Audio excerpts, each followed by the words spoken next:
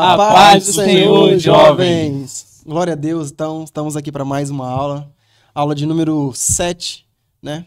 Eu sou o pastor Eric, estamos aqui da Igreja Assembleia de Deus Marcas do Evangelho, aqui em Campo Grande, Cariacica. Então, já gostaria de chamar você para compartilhar esse vídeo, clicar aí no joinha, deixar o seu like aí, compartilhe com seus amigos. E aqui comigo está o Igor, e é um prazer estar aqui mais uma aula, mais uma vez para crescermos juntos na graça e no conhecimento. E o Fernando, né? Também é uma satisfação muito grande de estar aqui com todos vocês, né? Para a gente aprender mais de Deus. E vamos então, né, aproveitar, vamos orar para iniciar nossa aula. Amém?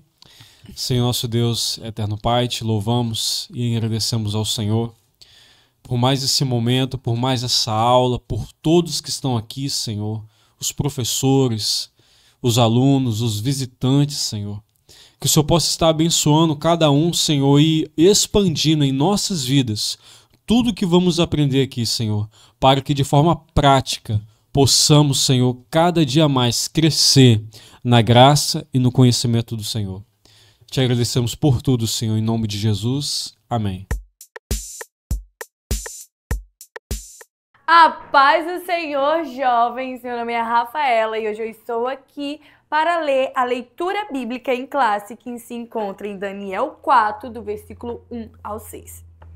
Nabucodonosor, rei a todos os povos, nações e línguas que moram em toda a terra, paz vos seja multiplicada.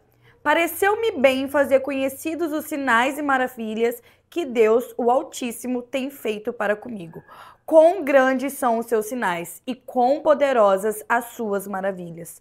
O seu reino é um reino sempiterno e o seu domínio de geração em geração. Eu, Nabucodonosor, estava sossegado em minha casa e florescente no meu palácio. Tive um sonho que me espantou e as imaginações na minha cama e as visões da minha cabeça me turbaram. Por mim, pois, se fez um decreto pelo qual fossem introduzidos à minha presença todos os sábios de Babilônia, para que me fizessem saber a interpretação do sonho. Amém. Amém, então. Então, hoje aí, lição de número 7, com o título aí, Deus abate o coração orgulhoso, né? Então, vocês estão estudando aí sobre um tema muito importante, né? Falando a respeito de Daniel, né? Na Cova dos Leões. Tema importantíssimo aí. Então, hoje falando aí, nós vamos tratar especificamente aí do capítulo 4, né? Do livro de Daniel. Então, é a base totalmente da nossa lição hoje, esse capítulo 4 aí.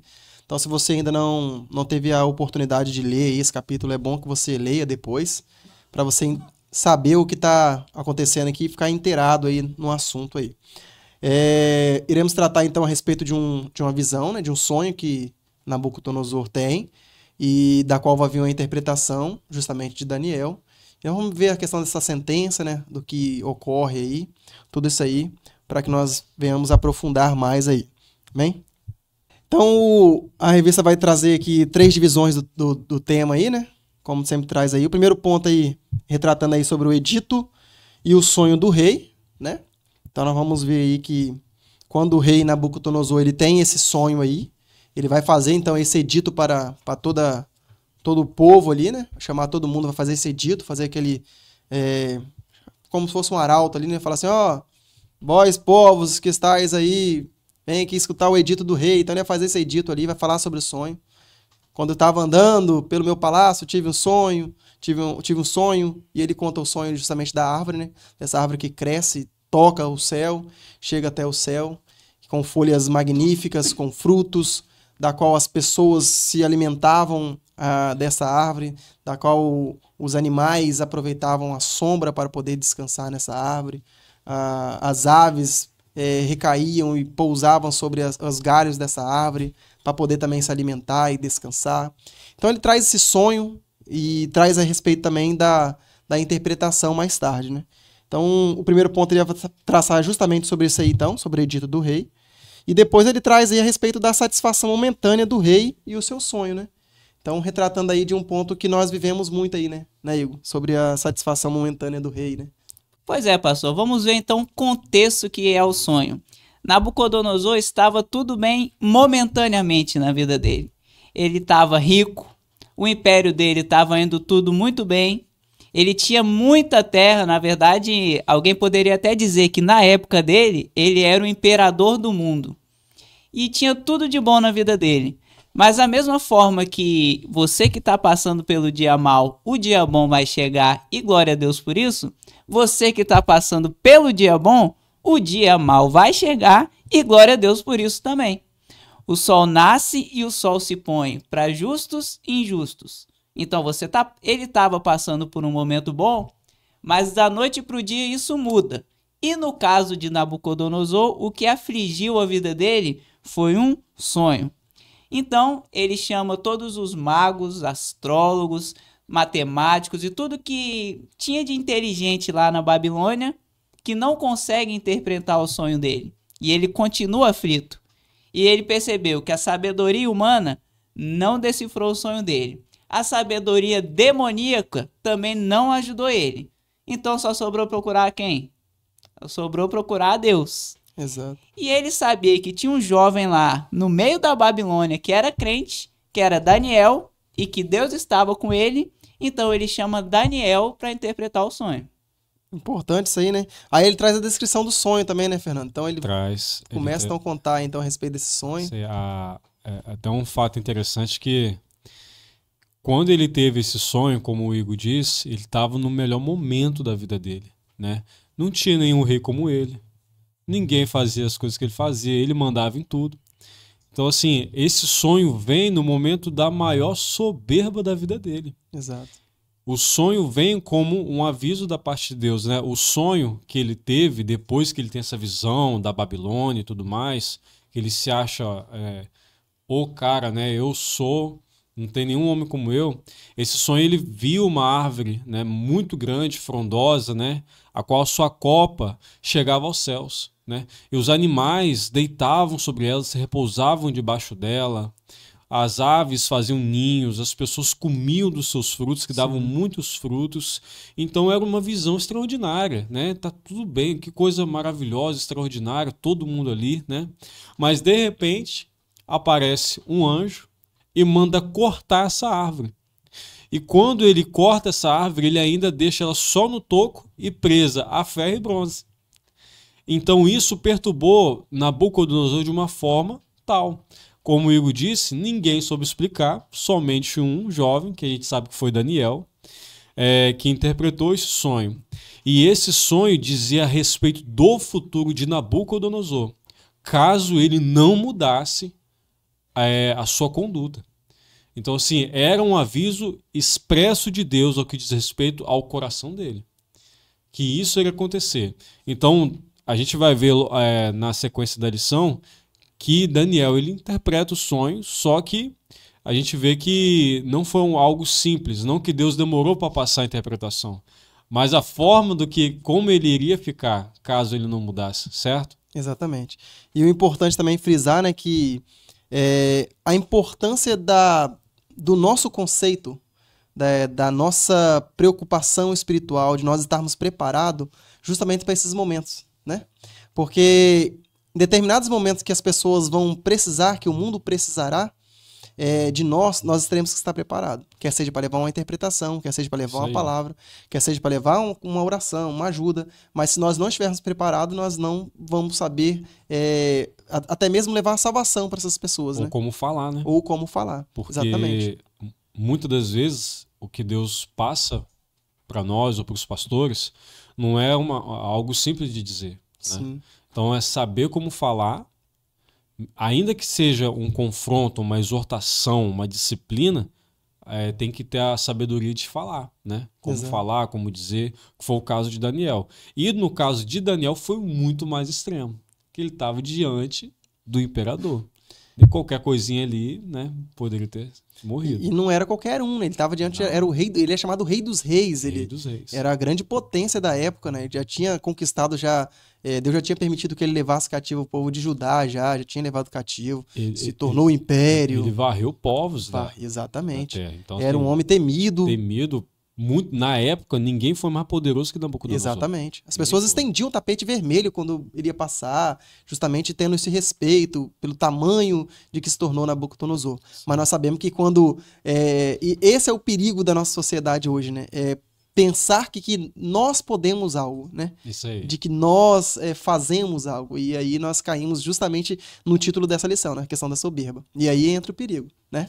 Na verdade, uma das piores características que alguém pode ter é o orgulho. Pensa, quem foi o primeiro orgulhoso de toda a história antes da humanidade? Foi o diabo. Exato. Ele estava diante de Deus, ele tinha uma vida perfeita lá com os anjos, e ele foi orgulhoso, e por causa do seu orgulho, ele perdeu tudo aquilo que ele tinha. Então, na verdade, alguém poderia até dizer que orgulho e tolice são a mesma coisa, que foi o caso de Nabucodonosor. Ele deixou tudo aquilo subir a cabeça dele e o orgulho precedeu a sua queda. Exato.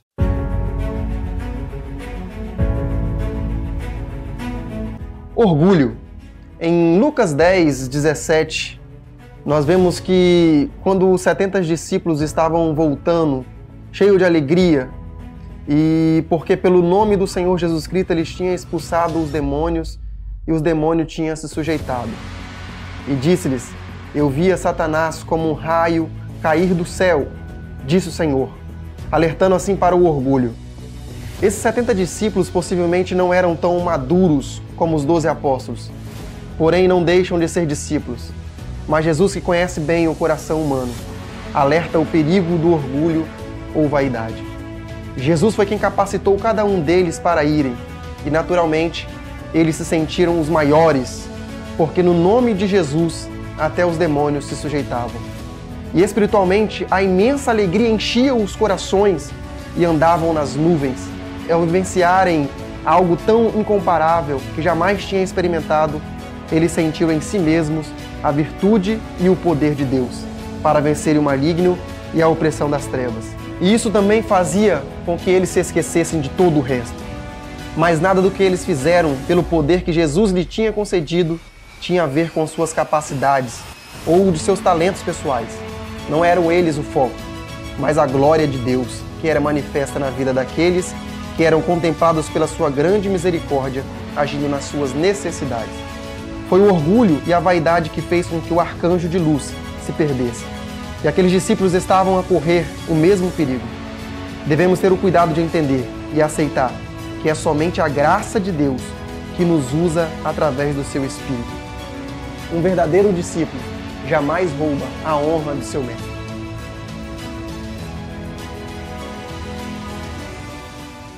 E é o que a Bíblia nos ensina, né? Muito isso aí, então. Então ele tem esse sonho, então. Ele faz o edito a respeito desse sonho, conta para todo mundo o sonho que ele teve. E ele depois tem a descrição desse sonho aí, né? Faz a descrição desse sonho. Até que no ponto 2 aí, nós vamos ver a respeito dessa interpretação aí, né? Do sonho de Daniel. Que vai falar que agindo com prudência. Então ele vai trazer um quesito importante que é a respeito da prudência, né? Então ele só não vai interpretar, mas ele vai agir com prudência. Ou seja, tem a forma de falar, como você falou anteriormente aí, né, Fernando? Então o que nós podemos tratar aí sobre isso aí, Igor? Pois é, a gente tem o que falar e a gente tem o como falar. Na verdade, na teologia também tem esse campo da homilética, que é como se fosse a arte de pregar, ou o jeitinho que você vai falar as coisas. E não necessariamente sobre homilética ou pregação e tudo mais, mas Daniel teve a prudência de como falar. Veja o que está escrito em Provérbios capítulo 15, versos 1 e 2. A resposta branda desvia o furor, mas a palavra dura suscita a ira. A língua dos sábios adorna a sabedoria, mas a boca dos tolos derrama a estultícia. Daniel, ele ficou 1 hora atônito depois que ele ficou sabendo o sonho. Mas não foi 1 hora atônito porque ele ficou fazendo cálculo na mente dele, ele ficou pensando e remoendo o que era aquilo, não. A interpretação foi sobrenatural, foi espiritual. Então ele já sabia o que aquilo significava. A questão era como que ele ia falar. Ele teve que...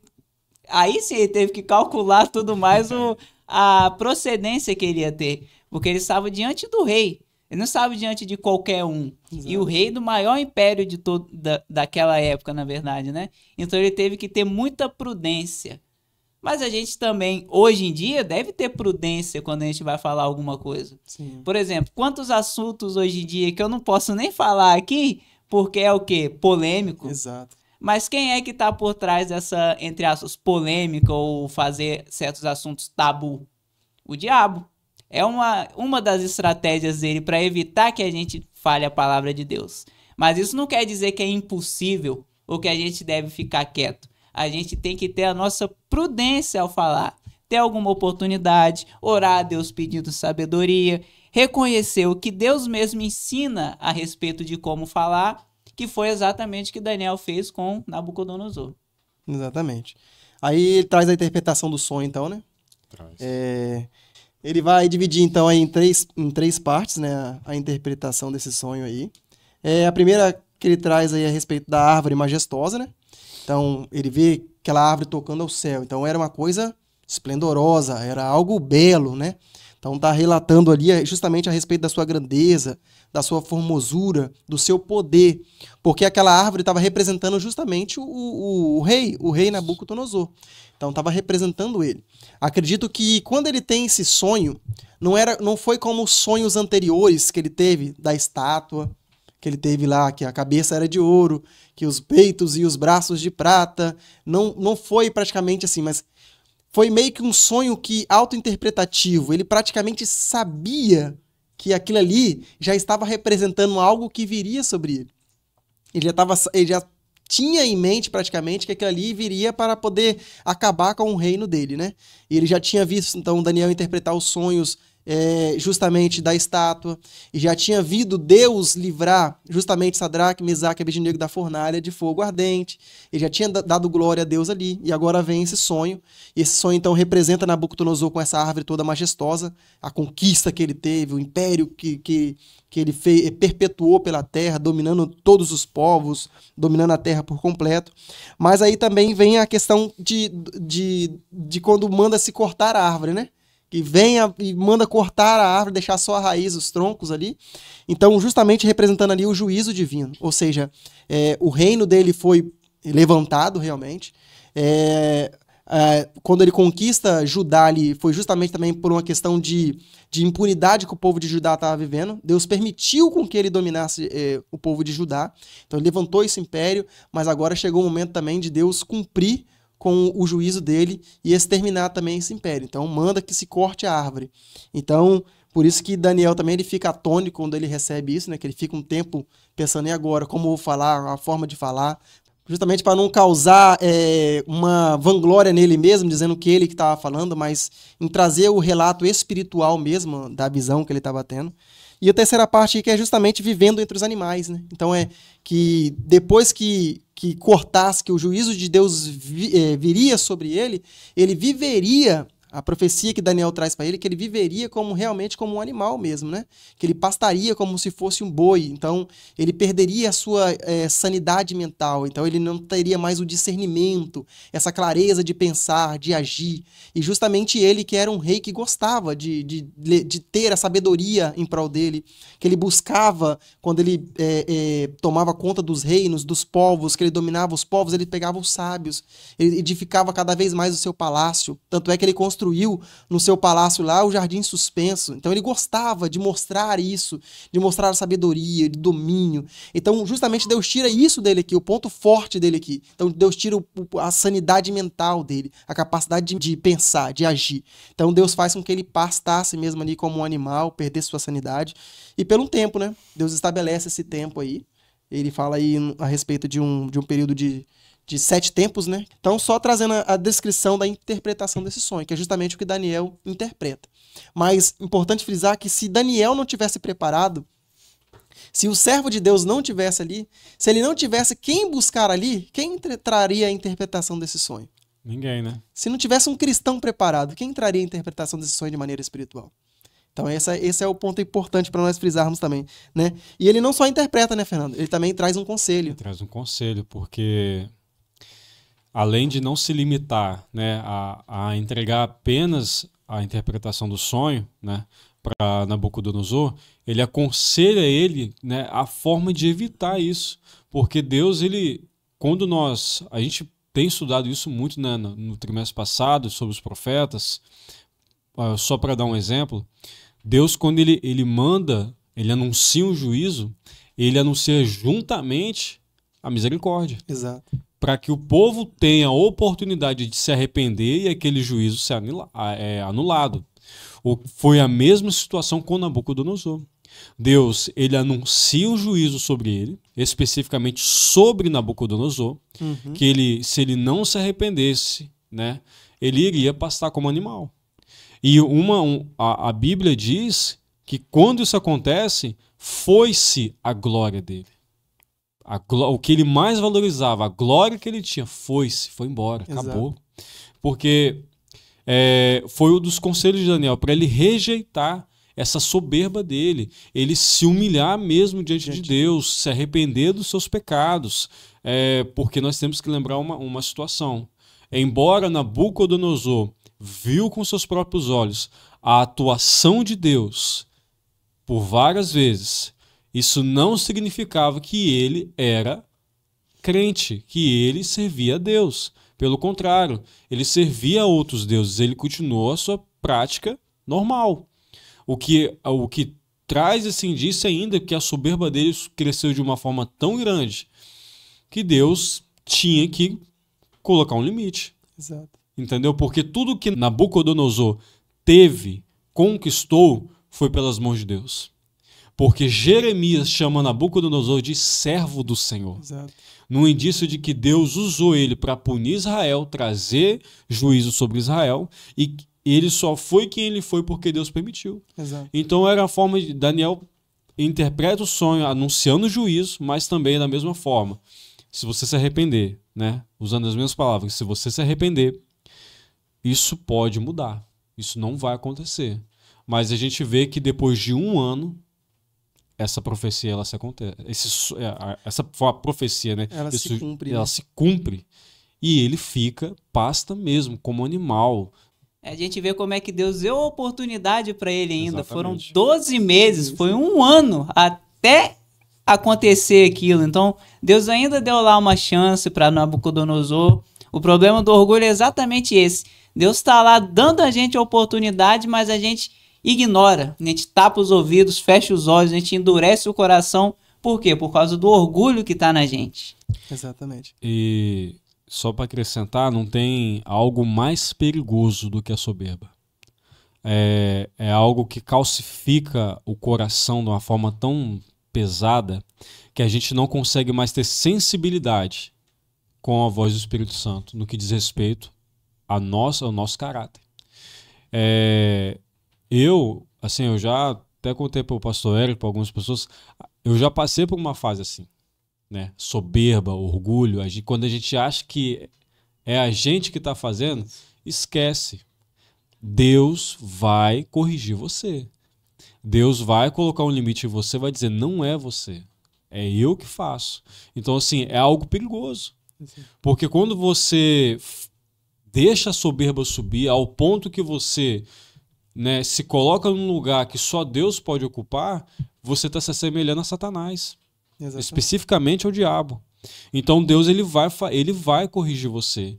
Ele vai... a Bíblia diz que ele resiste ao soberbo, né?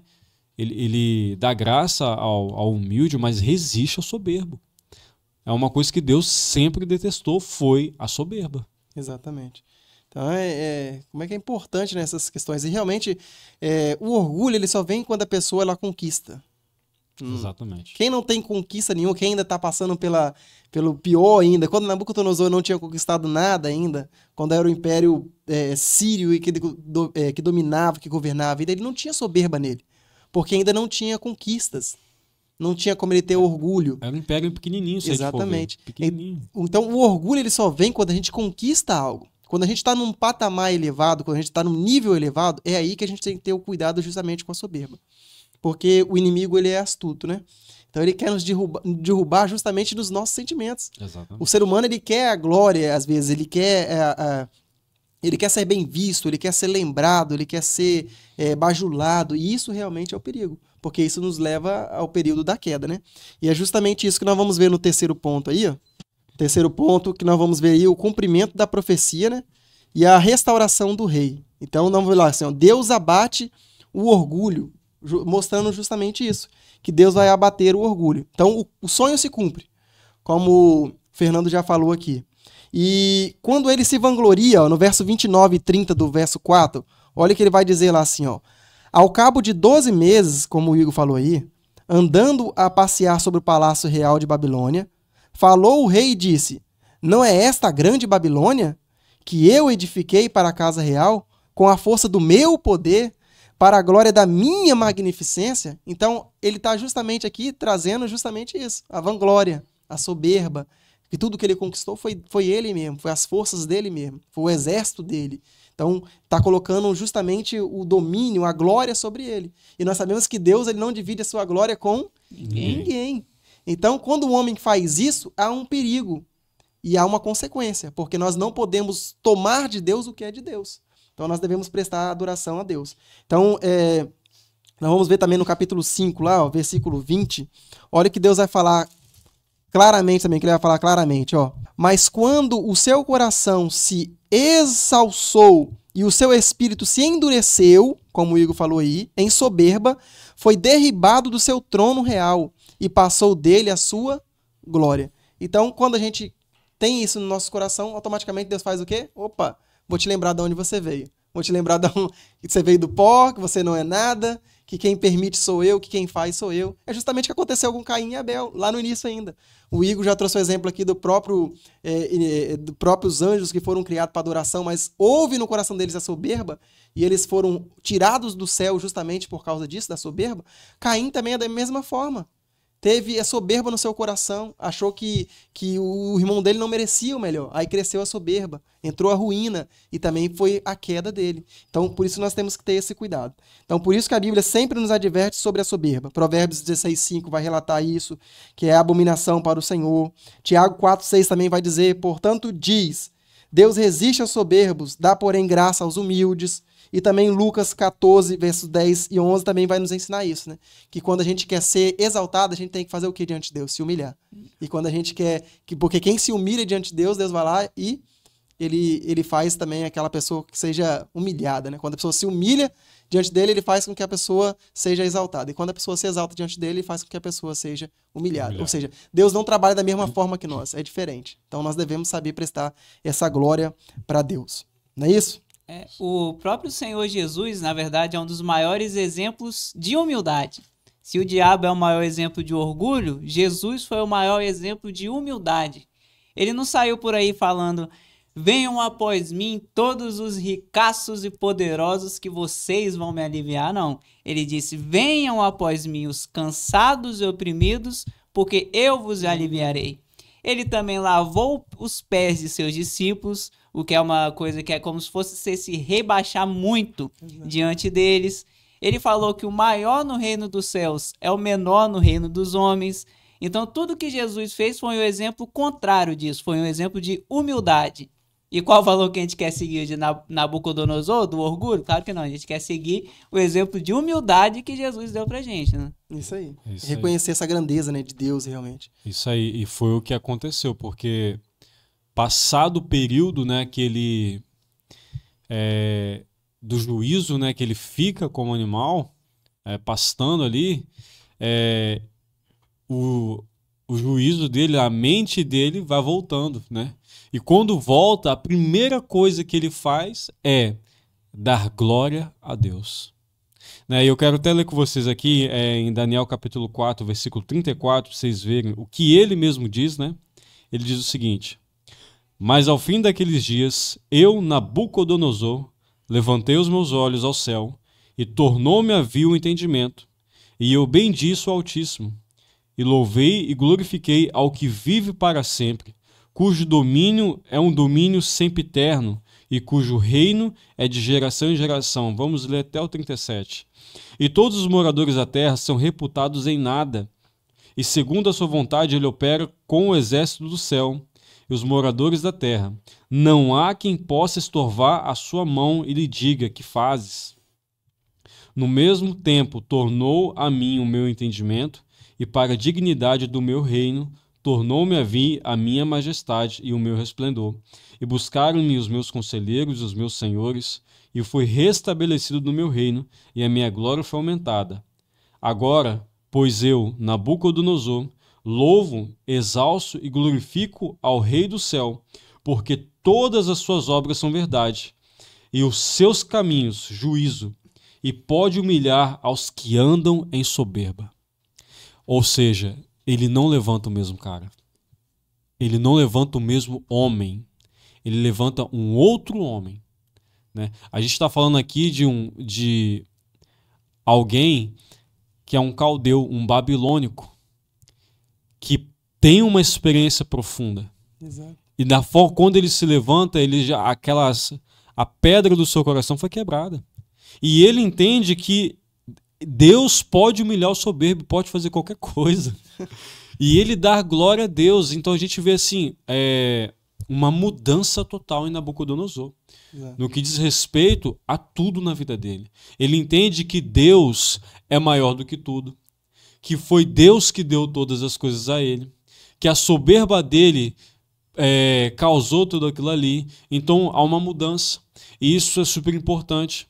Porque nós precisamos entender que quando a soberba vem, nós precisamos ter cautela para não tomar conta no nosso coração. Mas no caso, como de Nabucodonosor, que tomou conta, Deus prestou juízo com ele, é entender que Deus, ele está acima de todas as coisas. Exato. E como o pastor Eric disse, a Bíblia diz que Deus não divide a glória dele com ninguém. Né?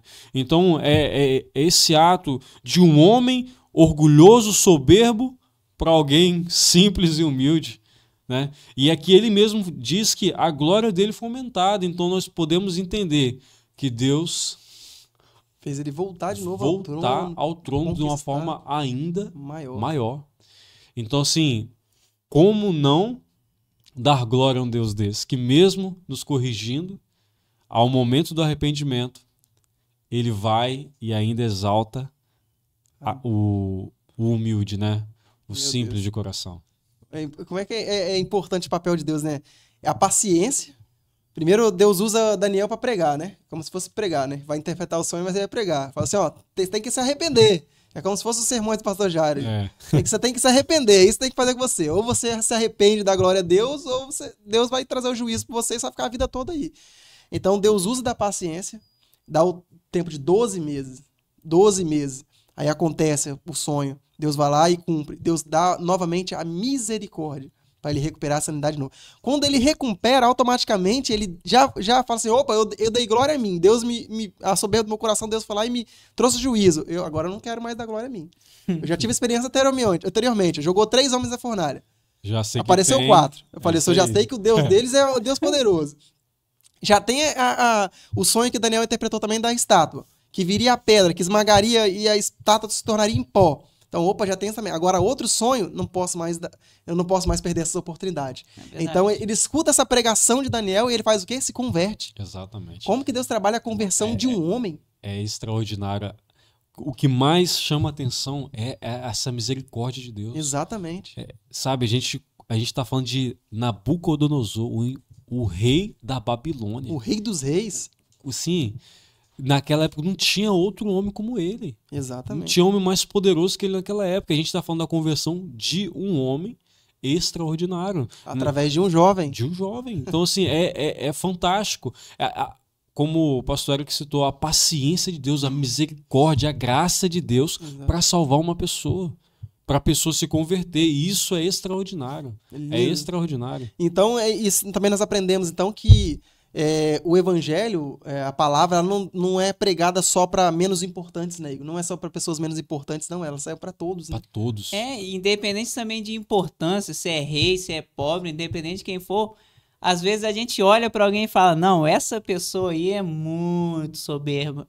Não, mas esse aí é muito enjoado. Ninguém vai querer ele, não. Não, tem um Deus que quer essa vida, que ama essa vida e tem o melhor para essa vida. Essa que é a grande questão da gente pregar para qualquer um. Igual Daniel, ele olhou e falou, rapaz, é o rei, não é qualquer um. Mas ainda assim ele foi lá e pregou.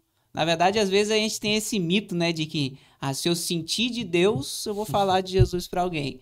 Mas não é bem assim. Em primeiro lugar, Jesus já falou 2000 anos atrás para a gente ir e pregar o evangelho a toda criatura. Então não é que você, não que isso não possa acontecer, mas não que você vai sentir alguma coisa de Deus. E outra que não é pra gente sair escolhendo, vou falar pra fulano e cicrano. Não, se for o guarda, se for o súdito, se for o rei, a gente tem que falar de Jesus para eles. Eu mesmo já cheguei a falar de Jesus para professores meus universitários. Deu algum resultado na hora? Confesso que não, mas fui lá e falei. A nossa parte a gente fez. Semente plantada, né? Exato. Daniel, deu resultado na hora em Nabucodonosor? Não. Demorou. Mas a semente foi plantada e deu fruto. Mas por quê? Porque ele falou para aquela pessoa, quer dizer, ele pregou para aquela pessoa, né? Ele não omitiu, né? Não omitiu. Ele não teve medo do cargo que ele estava falando com o rei, ele entregou a verdade. Exato. Ele relatou realmente a verdade ali de Deus. Então ele foi um jovem promissor, né? Promissor e, assim, se deixou ser usado por Deus. Exato. E foi, assim, cirúrgico. Porque você imagina bem, quando Nabucodonosor se converte, o que acontece no reino, né? É algo assim que ninguém esperava. Ele se converter ao Deus dos Hebreus. Poderoso, né? É muito poderoso isso, é extraordinário. Eu lembrei, o Igor falou aí a respeito de pregar para soberbo, eu lembrei na hora aqui de Saulo ainda, né?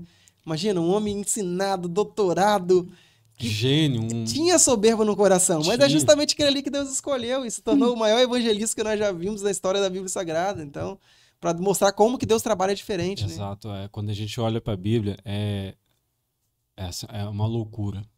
Porque Deus opera de uma forma que, se a gente for olhar, a gente não faria. Exato. Por causa muitas vezes, da nossa soberba, medo, né? Mas não, Deus vai e faz. Para mostrar que não há acepção.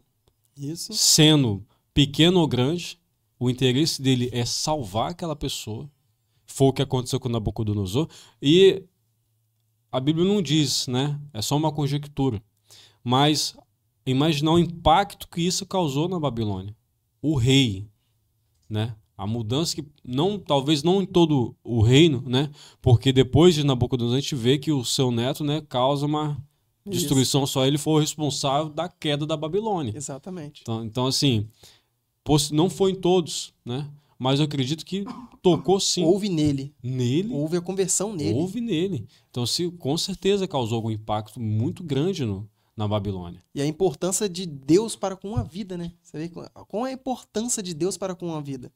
Às vezes Deus não tá, às vezes nós estamos preocupados com muitas, e Deus está preocupado com uma vida, quer salvar ela, resgatar ela. Rapaz, e isso é importante para nós. Deus é tremendo. Isso é importante para nós. Então, isso me traz aqui um ensinamento muito grande que no reino de Deus não tem grande, não tem pequeno, não tem esse, porque, pastor, mas você é pastor, não tem isso.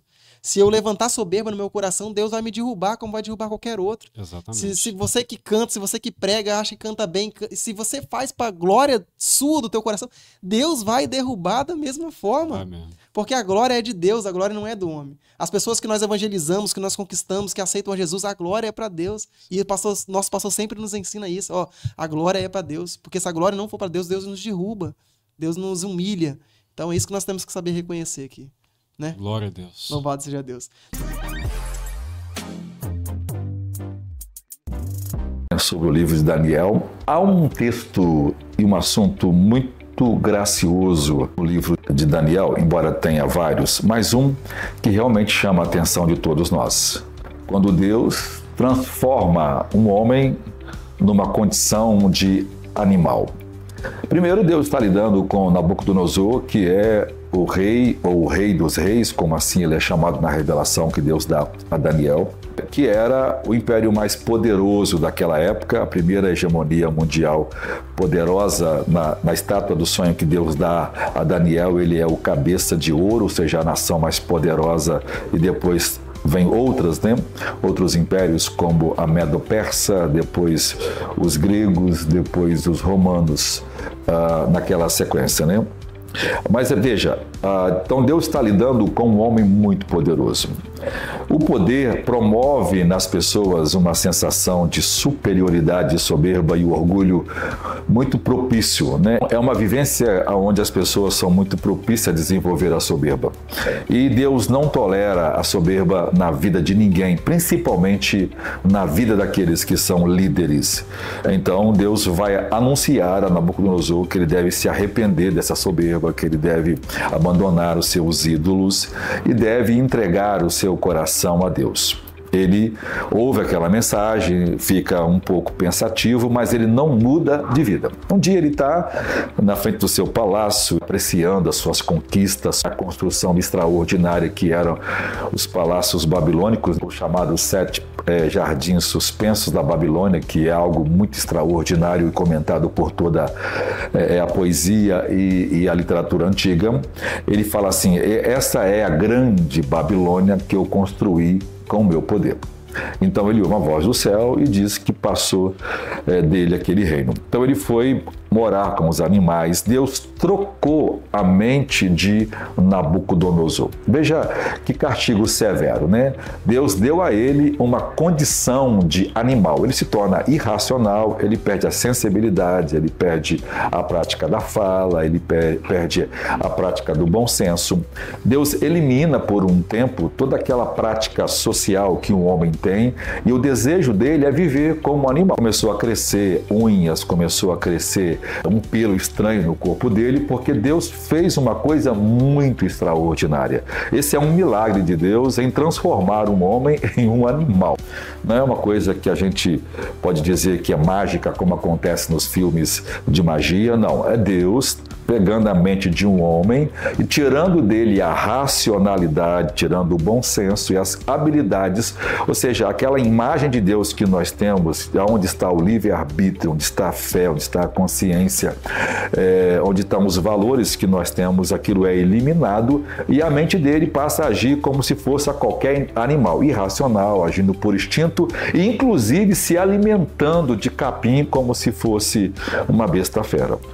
Então, nesse tempo, ele passa 7 anos e depois de 7 anos, Deus dá de volta a sua memória, a sua consciência. Deus tirou dele a sua consciência, o seu subconsciente, a sua memória. Deus tirou dele essa mente pensante, né?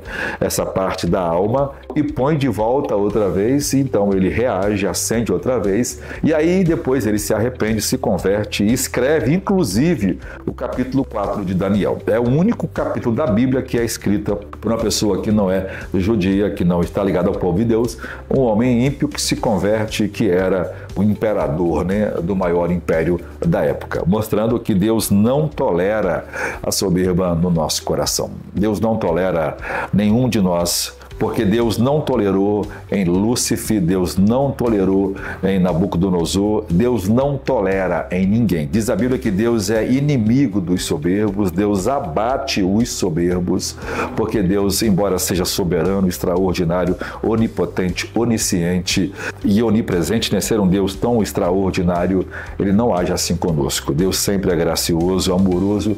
Por causa disso, ele enviou Jesus, mostrando quanto o próprio Deus pode se humilhar, se tornar homem, morrer a maior de todas as mortes, que foi a morte de cruz, para poder nos salvar. Deus abençoe vocês, que cada um de nós sejamos simples e humildes para com Deus e para com os nossos semelhantes.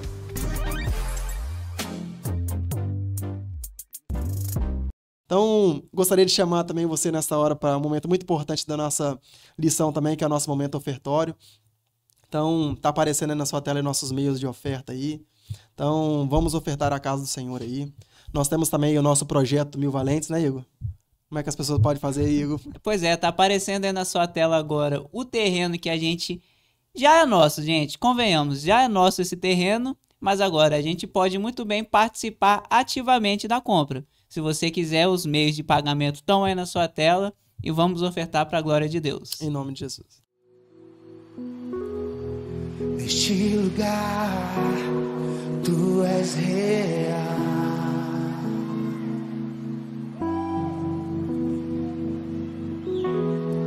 Vou me entregar totalmente.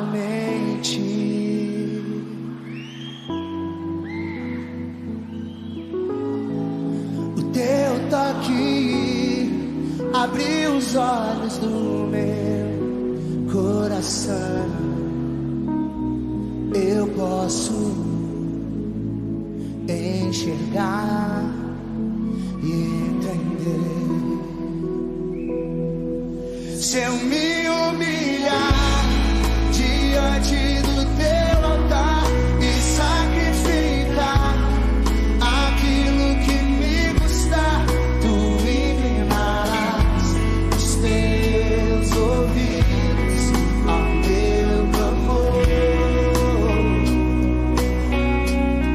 Mas vale um dia no centro do teu querer, que toda a vida sem jamais te conhecer. Tu és minha fonte, minha colheita, minha herança.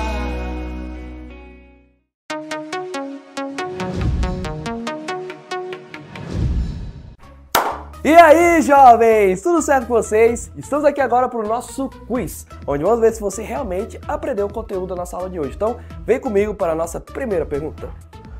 Primeira pergunta: quando que Nabucodonosor reconheceu a grandeza de Deus? Alternativa A: assim que ele conheceu Daniel. Alternativa B: antes de conseguir todo o seu reinado e riqueza. Alternativa C: depois de sofrer severo juízo. Ou alternativa D: em um dia sossegado em seu palácio. Vamos lá? Tempo na tela.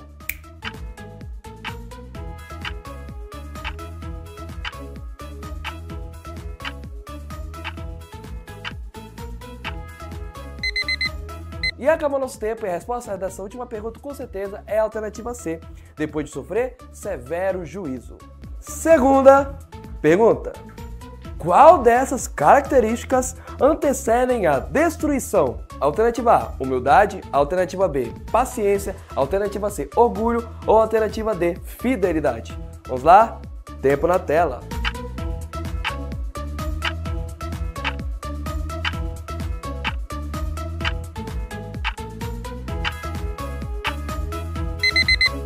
E olhando aqui para meu relógio, parece que o nosso tempo acabou. E a alternativa certa dessa pergunta é, com certeza, a alternativa C, que é orgulho. Terceira pergunta: qual foi a atitude de Daniel ao saber do sonho do rei? Alternativa A: disse aquilo que o rei queria ouvir. Alternativa B: anunciou a verdade de maneira sábia. Alternativa C: não soube interpretá-lo. Ou alternativa D: saiu correndo com medo. Vamos lá, responde aí no chat.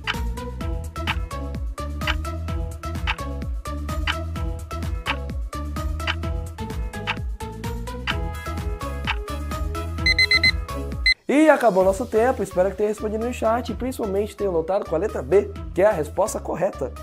Anunciou a verdade de maneira sábia. Quarta e última pergunta: quando que o sonho que Nabucodonosor teve se cumpriu? Alternativa A: 12 meses depois. Alternativa B: 6 meses depois. Alternativa C: na mesma hora. Ou alternativa D: o sonho era uma profecia ainda a se cumprir. Vamos lá, pela última vez, tempo na tela.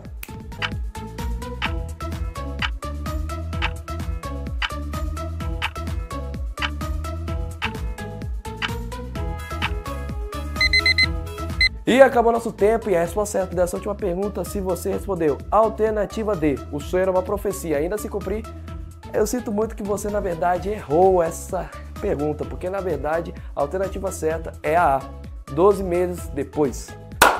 E foi isso, meus caros jovens, esse foi o nosso quiz de hoje. Espero que vocês tenham tanto acertado as perguntas, também tenham absorvido um pouco mais do conteúdo da nossa aula. É isso, fique na paz e tchau!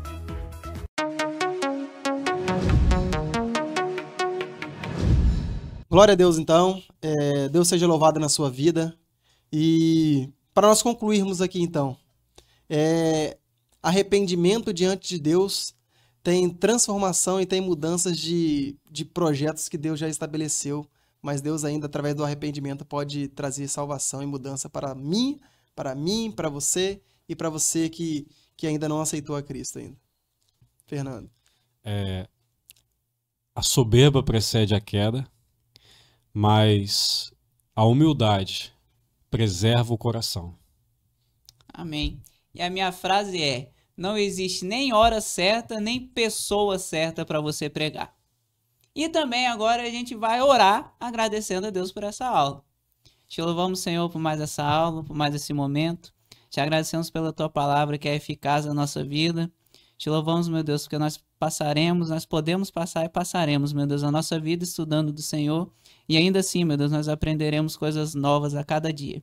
Te louvamos por mais esse momento e pedimos que o Senhor venha dar crescimento às sementes plantadas e regadas agora. Em nome de Jesus. Amém. Amém. Tchau. Tchau, pessoal.